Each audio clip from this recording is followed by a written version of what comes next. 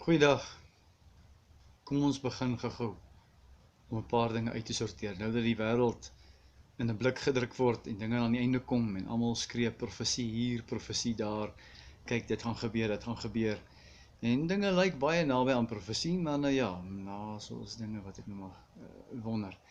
Laat ons begin om hierdie geloofsbasis so 'n bietjie te skud en die mense te wys wat aan die gang is. Jy, wat jouself 'n Christen noem, wat sê, Jesus het vir my sondes gesterf.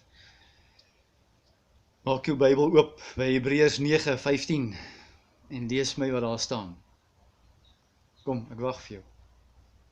Want hierdie keer moet jy dit lees. As ek dit vir jou lees, glo jy dit nie. Gaan lees jy dit. Kry jou Bybel, lees Hebreërs 9:15.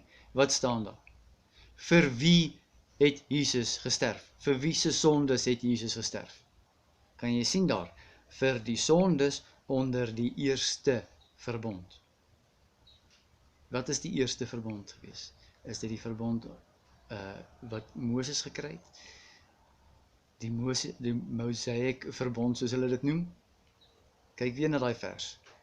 Hy is die mediator, hy is die bemiddelaar vir 'n nuwe verbond, nadat hy gesterf het vir die sondes onder die eerste verbond. So moenie vir my sê, Jesus het vir jou sondes gesterf nie.